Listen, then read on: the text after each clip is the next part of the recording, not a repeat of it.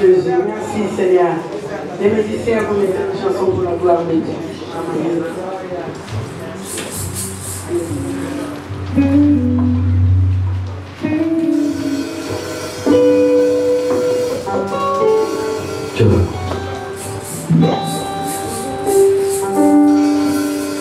Oh Jésus,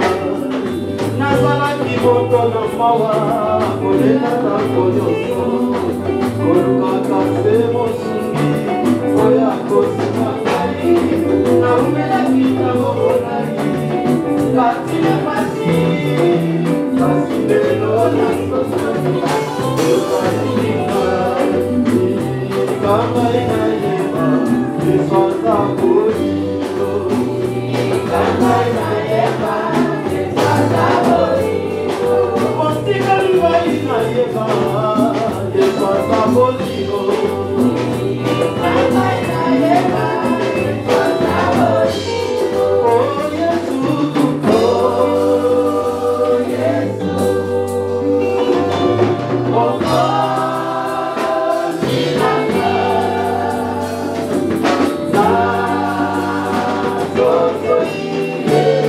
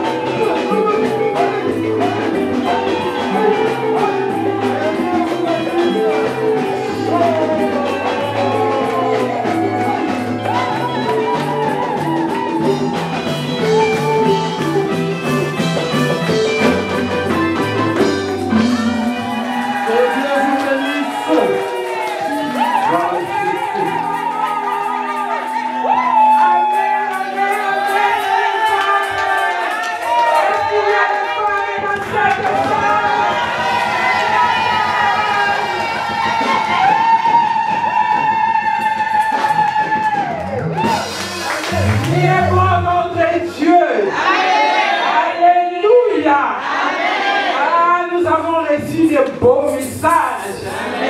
Maman, tu es puissante. Maman, tu as une place de choix dans les plans de Dieu. Tu n'es pas n'importe qui. Tu n'es pas n'importe qui. Tu n'es pas inutile. Le monde ne peut fonctionner qu'avec toi. La société ne peut fonctionner qu'avec toi. Sans toi, il n'y a rien qui va se passer. Parce que tu as une grande mission sur cette terre. Tu as une grande mission. Donc tu n'es pas inutile, maman. Il faut être fier d'être une femme. Fier d'être une femme. Quand Dieu a créé l'homme, quand Dieu a créé la femme, pardon, il a fait dormir l'homme d'un sommeil profond comme le dit la Bible. Parce qu'il avait quelque chose à raconter à la femme. Il avait quelque chose de plus à donner à la femme pour que l'homme ne soit pas jaloux. Dodo. C'est dodo.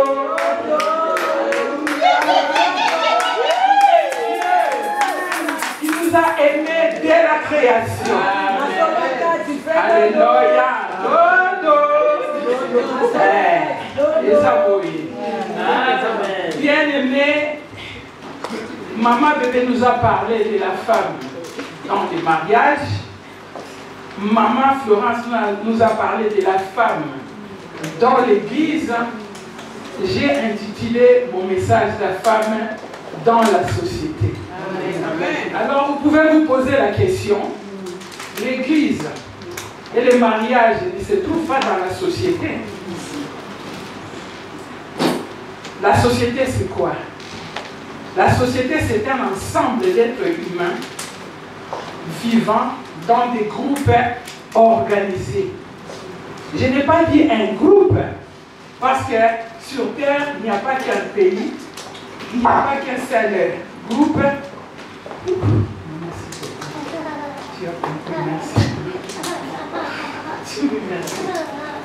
Donc, il n'y a pas qu'un seul pays, il n'y a pas qu'un seul État, un seul groupe, mais il y en a plusieurs.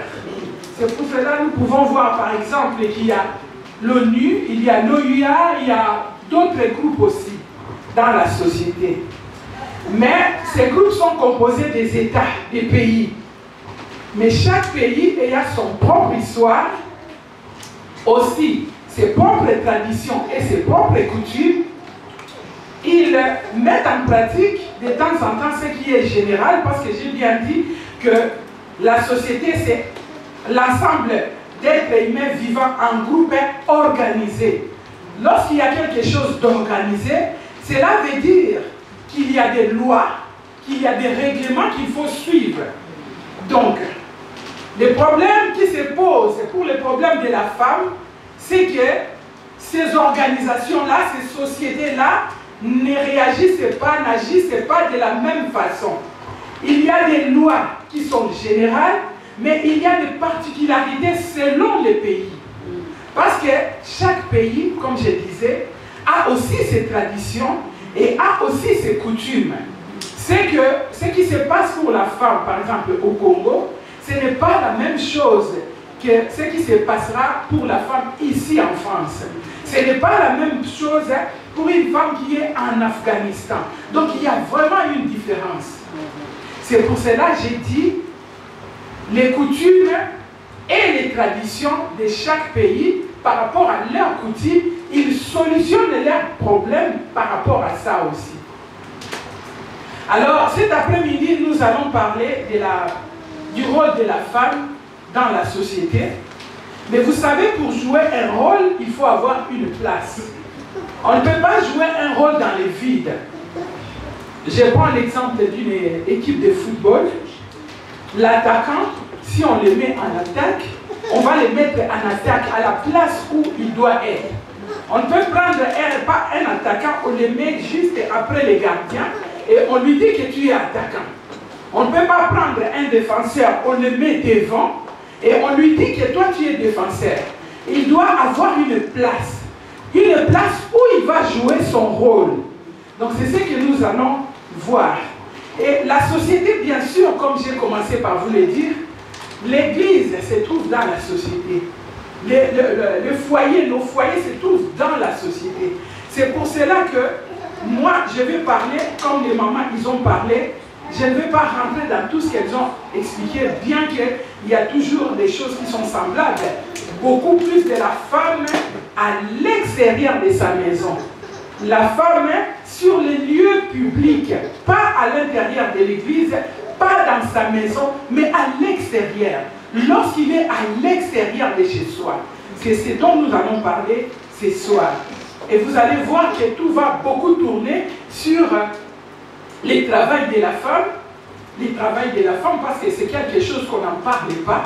On parle du mariage comme on a parlé, si vous avez bien suivi. Les mamans, ils ont effleuré à peine en disant quand tu travailles, parce que tu gagnes beaucoup d'argent, tu ne peux pas commencer à dénigrer ton mari. Mais ils n'ont pas vraiment parlé du travail. Donc moi, je vais beaucoup plus parler sur ces domaines. Alors, pour connaître le rôle de la femme dans la société, on va d'abord savoir le rôle qu'aujourd'hui la société donne à la femme. Quel est le rôle de la femme aujourd'hui dans la société? Comme je vous ai dit, pour jouer un rôle, il faut avoir une place, un endroit où on doit être pour accomplir, pour faire ce qu'on doit faire. Alors,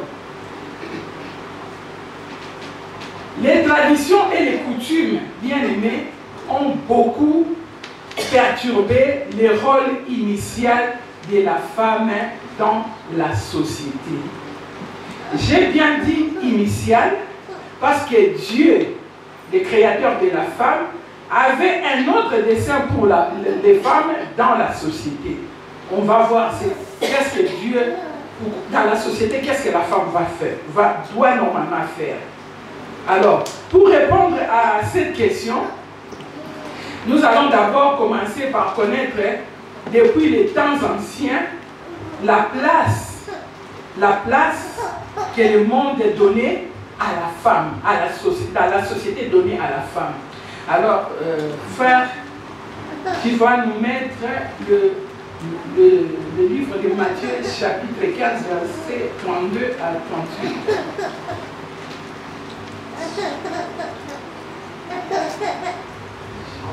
La Bible déclare, je vais les lire, Jésus ayant appelé ses disciples dit, je suis ému de compassion pour cette foule, car voilà 3 jours qu'ils sont près de moi et ils n'ont rien à manger. Je ne veux pas les renvoyer à jeun, de peur que les forces ne leur manquent en chemin. Les disciples lui dirent, comment nous procurer dans ces lieux déserts assez de pain pour rassasier une si grande foule? Jésus leur demanda, combien avez-vous de pain? 7, répondirent-ils, et quelques petits poissons. Alors il fit asseoir la foule par terre, prit les 7 pains et les poissons, et après avoir rendu grâce, il les rompit et les donna à ses disciples, qui les distribuèrent à la foule. Tous mangèrent et furent rassasiés, et l'on emporta 7 corbeilles pleines de morceaux qui restaient. Ceux qui avaient mangé étaient, c'est là, ceux qui avaient mangé étaient 4000 hommes, sans les femmes et les enfants. Il y avait 4000 hommes. On connaît les nombres, mais les nombres de femmes, on ne sait même pas. Les nombres d'enfants, on ne sait pas. Bien aimé, la femme, c'est pour cela que nous devons louer Jésus. Parce que c'est lui qui est venu nous rétablir. On ne comptait même pas la femme. On a compté les hommes, ils étaient 4000. Mais on n'a pas compté la femme. La Bible est claire, 4000 hommes, sans compter les femmes et les enfants. Bien aimé, c'est comme si on avait le même statut que les enfants. Parce que les enfants sont des mineurs. Des fois, on ne compte pas dans une ville où il y a 15 000 personnes, on va dire 15 000 personnes. Mais en fait, si on comptait les enfants, ils seront beaucoup plus. 4000 hommes, sans compter les femmes et les enfants. Donc nous avions cette statue-là aux yeux du monde. Parce que ça, c'est aux yeux du monde. Et maintenant, nous allons voir quelle est la volonté de Dieu pour la femme. Alors, pour cela, nous allons recourir à la Bible. Nulle part ailleurs, si nous lisons la Bible, il est défendu à la femme de travailler. Nulle part dans la Bible. On ne comptait pas les femmes. Les femmes avaient pour travail d'avoir des enfants, de rester à leur domicile, de s'occuper de leurs enfants, point barre. Ils n'avaient pas autre chose à faire. Maintenant, est-ce que c'était la volonté de Dieu? Que nous dit la Bible? Est-ce que c'est logique et normal que la femme ne puisse pas avoir sa place à l'extérieur de la maison? Lorsqu'on dit que nous sommes une aide, c'est seulement pour aider à avoir des enfants, avoir des relations, à s'occuper de la maison, ou il y a autre chose aussi qu'on peut faire? C'est ça la bonne question. Alors pour cela, on va lire dans la Bible pour voir, parce que notre référence c'est la Bible, pour qu'on puisse savoir est-ce que nous vivons bien, est-ce que nous respectons la parole de Dieu, est-ce que ce que nous faisons, ce que nous vivons aujourd'hui, est-ce que c'est la volonté de Dieu? Donc nous allons lire dans les livres des Actes 16, chapitre 16, verset 14. L'une d'elles, nommée Lydie, marchande de pourpre de la ville de Thyatire, était une femme craignant Dieu et elle écoutait. Le Seigneur lui ouvrit le cœur pour qu'elle fût attentive à ce que disait Paul. Ici, on nous parle de Lydie, qui était une femme qui habitait Thyatire. Elle était marchande de pourpre. La pourpre, c'était une teinture rouge violacée qui coûtait très cher, qu'on utilisait pour teindre les vêtements. Aujourd'hui encore, on l'utilise, mais c'est pour teindre les vêtements que les papes portent là, qui sont un peu rouges comme ça là. C'est ça la peinture, pourpre. C'est une teinture rouge violacée. Et c'était un métier très très prestigieux et lucratif. En ces moments-là, même aujourd'hui, on ne les trouve pas partout. Donc, Lydie, elle était cette femme-là qui était marchande de pourpre de la ville de Thyatire. Mais la Bible dit aussi que c'était une femme qui craignait Dieu et elle écoutait. Le Seigneur lui ouvrit le cœur pour qu'elle fût attentive à ce qu'elle disait. Mais ce qui nous concerne, était une femme craignant Dieu, mais c'était une femme qui travaillait. C'était une femme qui travaillait. Amen. Amen. Donc nous avons parlé de cette femme Lydie, de cette femme qui était marchande de pourpre, cette femme qui travaillait, qui œuvrait à l'extérieur de sa maison. Vous savez bien, quand la Bible dit que nous sommes des aides, ce n'est pas seulement à l'intérieur de la maison. Ce n'est pas seulement à l'intérieur de la maison. Une aide, c'est quelqu'un qui doit avoir les épaules solides. Pour aider, il faut que toi-même déjà tu arrives à avoir les épaules solides. On ne peut pas prendre quelqu'un qui est fatigué, qui est faible, pour qu'il puisse aller aider une autre personne. Il faut avoir les épaules solides. Quand on nous dit que nous sommes des aides, bien aimés, ne pensez pas que nous sommes faibles. Justement, nous sommes fortes et c'est pour cela que nous allons aider. Celui qui est faible ne peut pas aider. Nous aidons, nous sommes des aides parce que nous sommes solides. Parce que nous avons les épaules pour supporter les choses que les hommes ne peuvent pas supporter. Mais nous sommes capables. Vous avez vous-même vu, lorsque Jésus-Christ a été arrêté, ils sont tous partis en courant. Au tombeau, ils n'étaient même pas là. Ce sont les femmes qui sont parties. Parce que nous avons des épaules solides. Nous ne sommes pas des aides parce que nous sommes faibles, mais parce que nous sommes fortes. Nous sommes puissantes. Dis à ta voisine, tu es puissante. Nous hommes puissantes. C'est pour cela que lorsque les femmes s'élèvent, il y a quelque chose qui se passe. C'est pour cela que les femmes n'étaient pas contents. Il a vu la puissance de toutes ces mamans qui sont là. Alléluia. Nous avons un Dieu puissant. Un Dieu vivant. Un Dieu qui a marché avec les femmes. Un Dieu qui est venu rétablir les femmes. C'est pour cela qu'on peut nous attaquer. On peut nous attaquer. Mais nous avons la victoire de notre côté. Alléluia.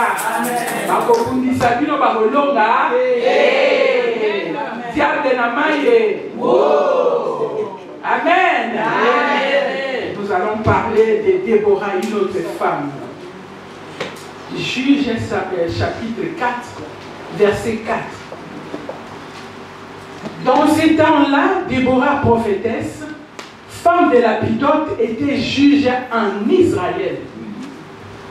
On a Déborah, une Déborah qui est prophète.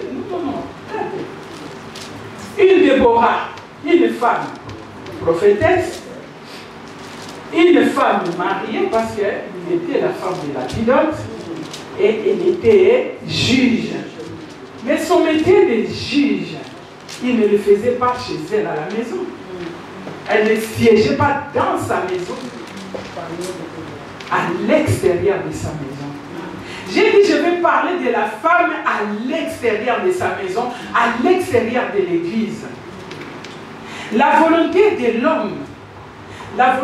l'homme est qu'un homme, pas l'homme qui connaît Dieu, pas l'homme spirituel, la volonté du monde, je veux dire, de ce qui représente le monde, c'est que la femme reste à la maison. Vous savez, bien aimé, si toutes les femmes restaient à la maison, si toutes les femmes ne faisaient que faire le foufou à leur mari et s'occuper des enfants, bien aimé, ce serait comme si l'armée de l'Éternel était amputée. Parce que les femmes, c'était en plus dans l'armée de l'Éternel. Même que c'est pour cela, je n'ai pas vu où là, on a dit que lorsque les gens disent que lorsque les hommes s'élèvent, tout change. Mais tout le monde dit lorsque la femme s'élève. Parce que c'est quelqu'un de décidé. Lorsqu'une femme s'élève, il prend la décision de faire quelque chose. Rien ne peut le détourner de son chemin. Regardez les hommes. Ils décident de faire quelque chose. Ils se déplacent une fois. Il avance, il arrive. Ah, la personne là, il a fait ceci, c'est là, attends que j'arrive. Il arrive, il voit une très belle femme. Cette femme, il sourit.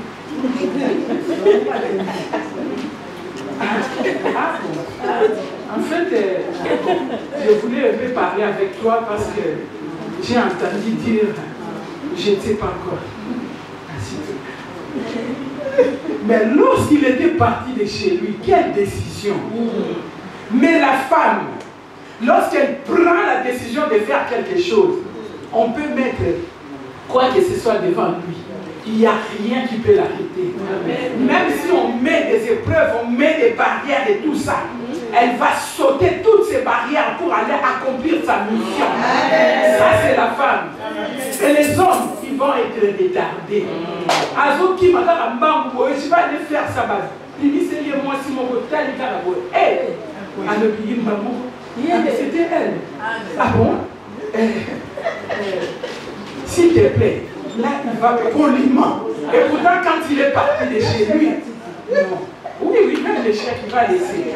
Voilà, c'est comme ça. Parce que les femmes, les hommes, ils sont toujours distraits. On sait comment on peut distraire les hommes. Vous connaissez l'histoire de Dalida. L'histoire de Dalida. C'est facile. C'est facile de pouvoir distraire les hommes. Mais nous, les femmes, lorsqu'on est décidé, on est décidé. Donc, c'était pour vous dire que cette femme, Déborah, elle était juge. Donc, c'est un métier qu'il faisait à l'extérieur de sa maison. Donc, on va parler de la femme du proverbe 32. Mon frère, tu vas mettre le verset 16, 18 et 24. Ok, j'ai proverbe 31, pardon. Alors, elle pense à un champ et elle l'acquiert. Du fruit de son travail, elle plante une vigne. Elle sent que ce qu'elle gagne est bon. Sa lampe ne s'éteint point pendant la nuit. Elle fait les chemises et les vend et elle livre les ceintures aux marchands. Bien aimé, vous avez vu, j'ai pris que ça, mais à la maison, nous connaissons tous le livre des Proverbes 31. C'est bien de les lire encore. Chaque jour, lorsque nous lisons la parole, lorsque nous lisons ces chapitres-là, il y a toujours quelque chose. Nous recevons toujours quelque chose de la part de Dieu. Cette femme, c'était une femme d'affaires. Cette femme, c'est quelqu'un qui faisait les affaires pas à l'intérieur de sa maison, à l'extérieur de sa maison. Bien aimé, je vous parle de la femme dans la société pour montrer que la place de la femme, quand on parle d'aide, ce n'est pas seulement à la maison. Parce que souvent, il y a beaucoup de femmes qui n'ont rien fait dans leur vie, parce que comme il sait que c'est une aide, il doit rester à la maison, elle ne doit rien faire. À part préparer la nourriture pour son mari, s'occuper des enfants, faire autre chose, faire des enfants. Mais quand on dit aide, c'est le poids. C'est un poids que nous avons sur les épaules. C'est vraiment un poids parce que nous avons une place de choix. Nous avons une place de choix. Il ne faut pas nous dévaloriser. Nous avons une place de choix. Quand on dit aide, bien aimé, il ne faut pas prendre ça comme les gens disent que la femme c'est un sexe faible, les hommes c'est le sexe fort. Non, ce n'est pas ça. Ce n'est pas ça. Dieu nous a donné une force qu'on ne peut même pas soupçonner nous-mêmes. On ne peut pas. Cette force-là. Et sans nous, les femmes, les hommes, ils sont rien. Souvent, on dit des hommes, quand on voit là où il y a un grand homme, derrière un grand homme, il y a qui? Une femme. Pourquoi? Parce que c'est nous qui leur donnons cette force. C'est nous qui les façonnons. Amen. Que personne ne te dise, ah, ben écoutez, toi tu ne peux rien faire, ceci, c'est là, tu es une femme, tu dois rester chez toi à la maison, tu ne dois rien faire du tout, parce que tu dois faire à manger à ton mari, tu dois t'occuper de tes enfants, nanani, nanana, et tout ça. Non, non. C'est pour cela, la volonté de Dieu est que nous puissions être les aides. Là, quand on parle des aides, ce n'est pas seulement à l'intérieur, mais à l'extérieur aussi. Dans la société, à l'extérieur. Vous avez vu, maman, elle a parlé tout à l'heure, des femmes évangélistes. Parce que ça, c'est la volonté de Dieu. Mais est-ce que nous allons évangéliser chez nous à la maison? Pour évangéliser, c'est à l'extérieur de la maison. Maman, si tu as l'habitude de rester à la maison, d'attendre toujours que ton mari fasse tout pour te ramener à manger, ceci, cela, aujourd'hui, ça la mauvaise affaire. Ce n'est pas la volonté de Dieu. Nous sommes là pour aider les hommes dans tous les domaines. Vous savez, le travail de la femme apporte un plus à son mari. Un plus à la maison. C'est un soutien énorme. Mais comme a dit maman tout à l'heure, ce n'est pas parce que tu gagnes 5 000 euros, que ton mari gagne 500 euros, que tu dois prendre la place de ton mari. Tu dois rester soumise à ton mari. Déjà, je vais vous éclairer pour travailler, les mamans qui travaillent. Vous avez l'aval de vos maris, j'espère. Vous avez l'aval de vos maris, la permission. Vous avez la permission de vos maris? Amen. C'est qui n'avait pas la permission de son mari, elle est partie travailler. Les doigts en bas. Il ne va pas lever son doigt, je sais. Une femme ne peut pas travailler sans la permission de son mari. Est-ce que vous êtes d'accord avec moi? Amen.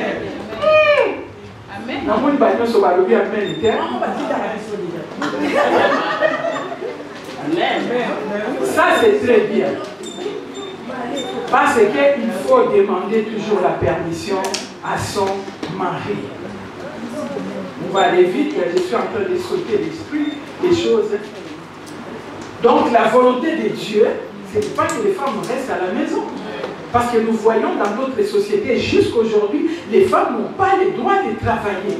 Elles doivent seulement s'occuper de leur maison, de leur mari. Mais tout ce que nous lisons montre que ce n'est pas la volonté de Dieu. Parce que quand on dit aide, ce n'est pas seulement aider pour les choses que vous connaissez.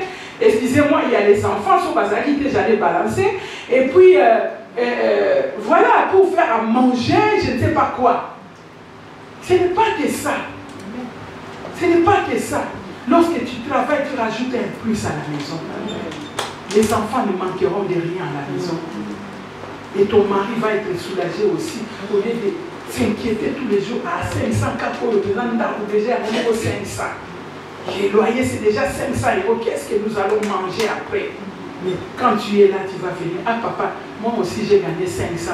On va acheter 300 la nourriture, les 200 là, on va payer nos factures. Ça, c'est bien. Ça, c'est aider. Il n'y a pas que... Parce que aider, moi, je crois que c'est quelque chose que les gens ont très, très mal compris. Ça, tout le monde, Mosungi, Yosaka Mosungi.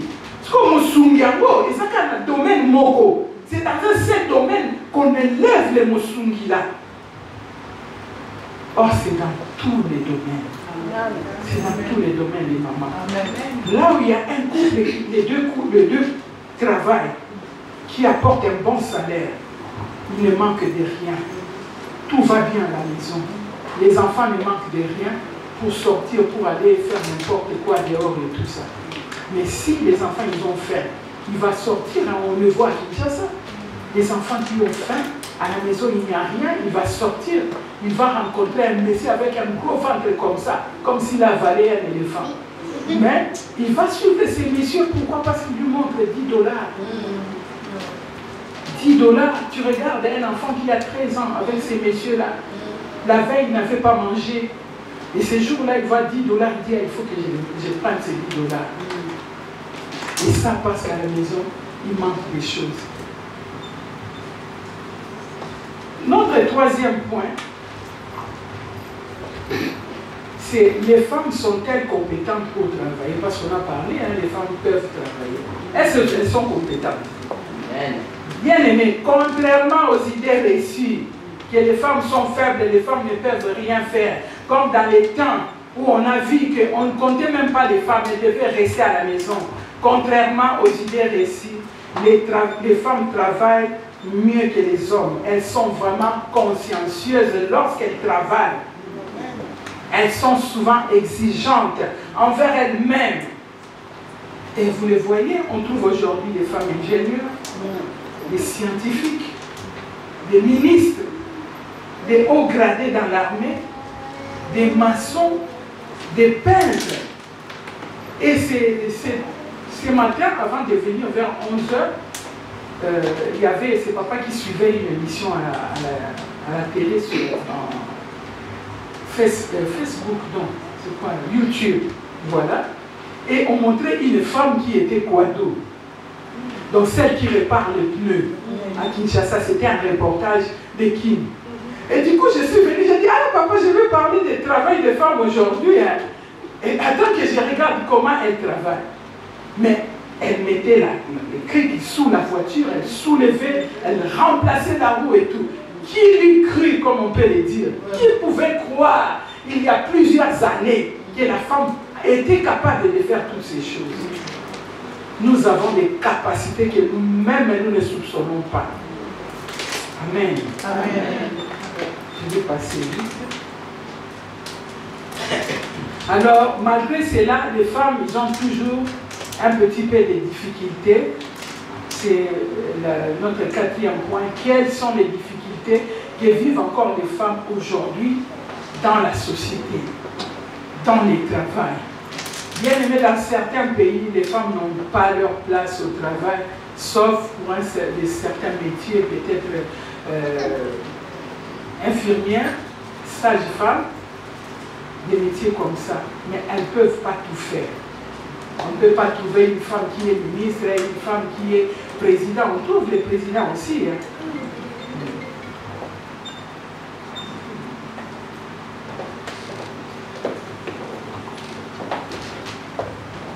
On les trouve partout. Dans certains pays, il y a la discrimination à l'embauche. Les femmes n'ont pas le droit de travailler dans certaines entreprises. Ils n'embauchent que les hommes. Pourquoi? Parce que la femme, après, elle va tomber enceinte, elle va avoir un enfant, après elle va rester à la maison, en congé de maternité, elle va reprendre, après elle va retomber encore enceinte. Ils n'embauchent même pas les femmes dans certaines sociétés. On ne prend pas les femmes, c'est comme ça. Ils doivent rester à la maison. Ailleurs aussi, il y a des mariages forcés. Ce sont des choses qui se passent dans la société. Il faut en parler. Dans plusieurs pays, il y a toujours ces mariages forcés. On ne laisse pas la fille choisir son mari.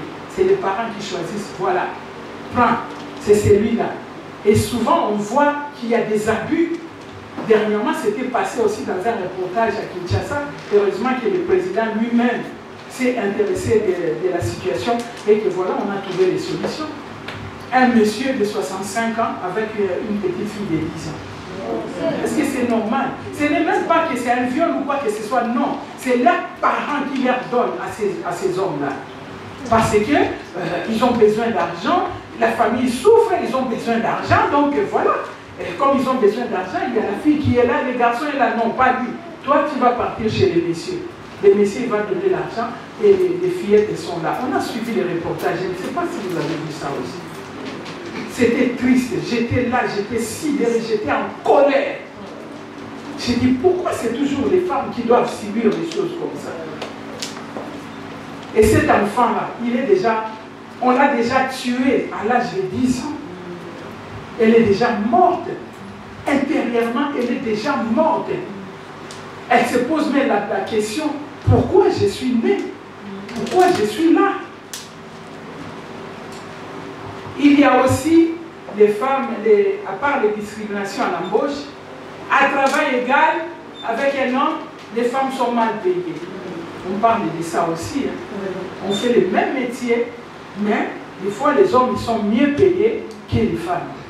Donc ça, ce sont des difficultés que la femme rencontre encore dans la société. On a bien parlé de travailler. Maintenant, quel danger pourrait guetter la femme qui travaille à l'extérieur de sa maison, donc dans la société?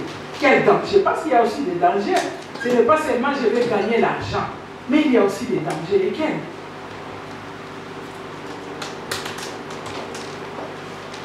Quand on travaille, il ne faut pas sacrifier l'éducation des enfants par manque de temps. Des fois, on arrive à sacrifier l'éducation des enfants. La maman qui part au travail du matin, qui rentre le soir, nos mamans, vous travaillez 12 heures, hein, je crois, dans les hôpitaux, les maisons de retraite. Mais vous avez aussi, je crois, 2 jours de repos après. Mais il y en a qui vont travailler encore les 2 jours. Il va faire encore les vacations. Donc toute la semaine, elle a travaillé. Et quand elle rentre le 7e jour-là, épuisée, fatiguée, les enfants, ils s'approchent. Maman, partez là-bas. Papa était là depuis longtemps. Vous n'avez rien dit, vous avez attendu que je vienne là. J'ai faim, je suis fatiguée. Laissez-moi tranquille. Les enfants qui reculent, doucement. Mais ce n'est pas au papa de faire ce travail. Oui, comme tu travailles, il va t'aider. Mais ce n'est pas lui qui va tout porter, c'est toi qui es le pilier de la maison. Si tu choisis de travailler, bien aimé, c'est bien pour aider le foyer. Mais cela ne doit pas être au dépens de tes enfants, au dépens de ton mari, de ta maison. Des fois, il y en a ceux qui n'arrivent même plus à passer l'aspirateur. Parce que toute la semaine, elle a travaillé. Il y a des habits jusque sur la table. Les brosses, la brosse là j'exagère un peu, mais bon. La brosse là qu'on nettoie les toilettes, on trouve ça au salon. J'ai bien dit, j'exagérais un petit peu. C'est pour dire qu'on peut trouver des choses bizarres. On peut trouver dans des endroits, tu te dis, mais qu'est-ce que ça vient faire là? Donc, parce qu'on travaille. Si on choisit de travailler, c'est bien, il n'y a aucun. Nulle part dans la Bible on dit que la femme ne peut pas travailler. Mais, on ne peut pas travailler, mais il faut prendre soin de sa maison. Parce que ce que les mamans ils ont dit là, c'est le plus important. C'est le plus important. Quel est le travail que je parle là maintenant? C'est le plus important. Donc si tu obéis à la parole de Dieu et que tu fais tout ce que les mamans ils ont dit, c'est pour cela que je voulais qu'elles passent en premier pour que vous puissiez comprendre. Ce qu'elles ont dit, si vous arrivez à les faire, même si vous ne travaillez pas, Dieu n'a-t-il pas dit, les oiseaux du ciel ne mangent pas, ne travaillent pas, mais ils mangent. Si toi tu obéis, tu es soumise à ton mari, tu prends soin de ton mari, tu prends soin de ta maison. À l'église, tu respectes, tu es dans l'église et tu sers ton Dieu. Bien aimé, même si tu ne travailles pas, Dieu seul va prendre soin de toi. Amen. Amen. Mais quand on choisit de travailler, ce n'est pas mauvais non plus, mais il faut savoir respecter, comme les mamans ont dit. Moi, je gagne 10 000, il gagne 5 000. Maintenant, c'est papa qui va faire le ménage. C'est papa qui va faire ceci, cela. Il va le faire, mais parce que lui-même il veut. Ce n'est pas toi qui vas l'obliger, fais ceci, fais cela. Il va ouvrir la bouche. Hey, c'est moi qui ramène beaucoup. Hein. Comme toi, tu es là à la maison, tu ne travailles pas. Vas-y, tu nettoies. Moi, je vais aller chercher. Toi, tu restes à la maison. Ça, c'est pas bon. Il y a aussi, je voulais dire aussi que la femme chrétienne doit faire preuve d'une dignité et d'une moralité parfaite. Hein. Partout où nous nous trouvons, nous ne devons pas oublier qui nous sommes. Parce que les femmes chrétiennes aussi, quand ils arrivent quelque part, il y en a qui le font. On connaît, on sait qu'il y a des patrons qui harcèlent les femmes qui travaillent dans leur cabinet. Si tu veux gagner beaucoup plus d'argent, tu sors avec moi. Si tu veux que je fasse comme ça pour toi, tu sors avec moi. Si tu veux comme ça, et la femme, même les femmes chrétiennes le font, elle va écouter ce que ses patrons disent. Pour de l'argent, il va se donner à ces messieurs. Pour ramener beaucoup d'argent à la maison. Ça, c'est fait. Ça, ce sont les dangers qui guettent les femmes qui travaillent. C'est pour ça que j'ai dit une femme chrétienne. Parce que c'est pour toutes les femmes en général. Mais une femme chrétienne doit faire preuve de dignité et de moralité. Si je dois quitter ce travail pour ne pas céder aux avances de ces messieurs, je vais quitter le travail. Et mon Dieu, que je crains lui-même, il va solutionner mon problème. Amen. Amen. Alors, que doivent faire les femmes pour trouver leur place dans la société? Parce que nous avons une femme, nous avons une place dans la société.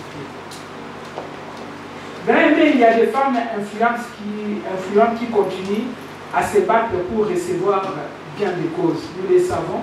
Si aujourd'hui les mamans peuvent travailler, si aujourd'hui les mamans peuvent voter, si aujourd'hui, parce qu'il y a des femmes qui ont combattu, ça fait des années et des années et des années.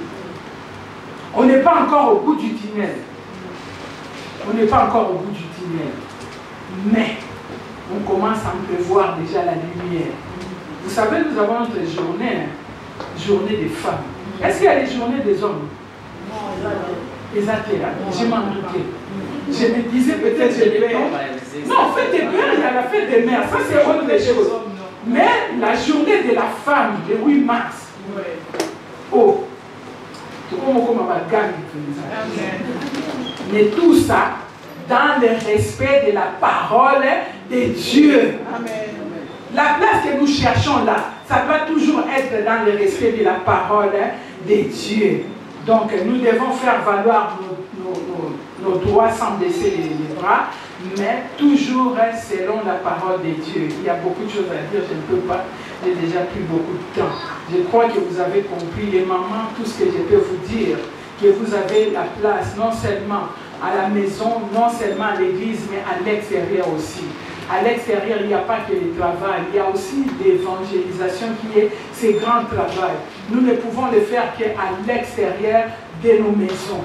Donc, à part l'évangélisation, le travail pour aider, je voulais mettre vraiment le point sur aider, parce que souvent on croit que parce qu'on est des aides, que l'aide doit seulement s'arrêter à la maison. On peut aider aussi nos maris pour que les finances de nos maisons, les budgets de nos maisons puissent augmenter et changer. Amen.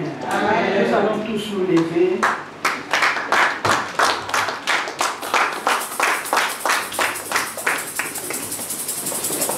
Bien-aimé, tu as entendu tous les messages qui ont été donnés aujourd'hui. Je suis d'avis de Maman Florence qui a dit que ces sujets sont vraiment des sujets qu'il ne faut pas débattre en une journée. Ça, c'était un avant-goût pour montrer qu'il y a beaucoup de choses que nous pouvons dire par rapport à tous ces sujets.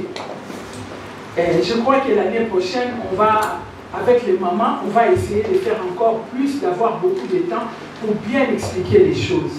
Mais toi qui étais là, je crois que tu as reçu quelque chose de la part de Dieu. Si tu as reçu quelque chose, on a parlé du rôle de la femme dans les mariages, du rôle de la femme dans l'église et du rôle de la femme dans la société.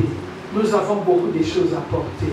Nous avons ce rôle d'éducation que nous devons transmettre à nos enfants. Et ces enfants bien éduqués, c'est eux qui, dans la société, plus tard, ce sont eux qui vont aussi faire des grandes choses. Je sais que dans d'autres sujets qu'on avait fait l'autre fois, on avait parlé d'éduquer une femme, c'est éduquer une nation. Amen. Voilà. Donc nous avons un grand rôle dans la société, un grand rôle, nous avons notre place, mais il faut qu'on nous donne cette place pour qu'on puisse agir. Sans cette place, nous ne pouvons pas faire notre rôle. Toi qui as reçu quelque chose, tu vas élever la voix, tu vas dire merci à Dieu, tu vas demander les choses que tu peux demander selon ce que tu as compris à l'Éternel. Prions. Tendre Père des dieux puissants, les créateurs du ciel et de la terre, tu es notre Dieu. Papa, tu nous as encore parlé, Père, tu as été avec nous depuis le début. Ton feu est que nous qui sommes une grande armée, parce que tu l'as dit toi-même, les messagers sont une grande armée. Je vais appeler notre sœur Télor Arakaraka pour les communiquer.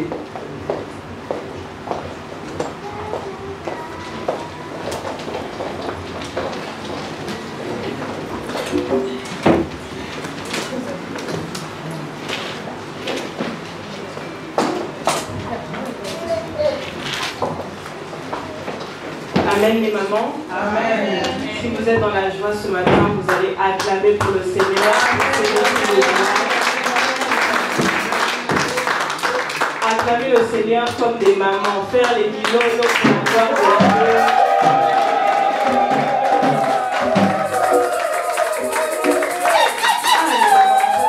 Vous êtes fatigués. Est-ce qu'on peut se lever, pousser les cris de joie pour la gloire de notre Dieu?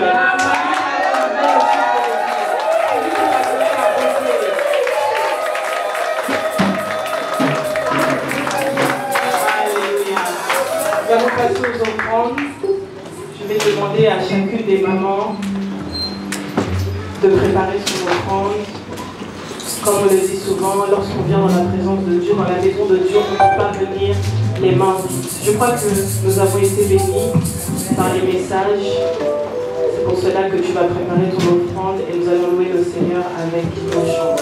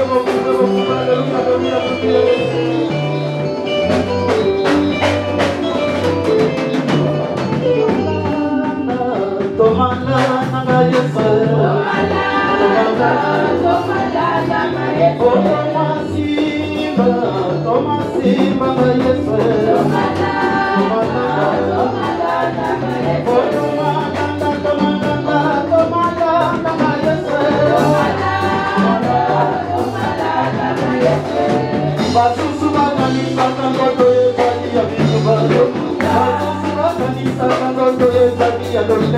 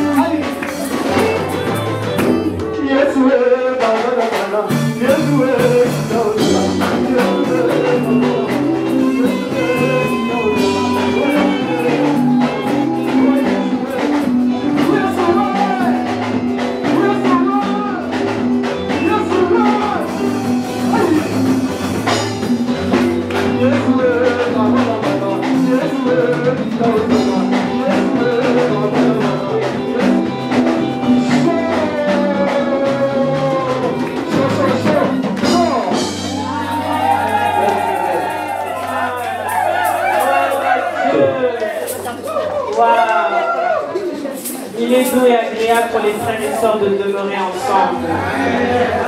Qu'est-ce que c'est merveilleux de voir comment la gloire de Dieu nous fait danser, l'amour de Dieu nous fait danser pour sa gloire. Alors nous allons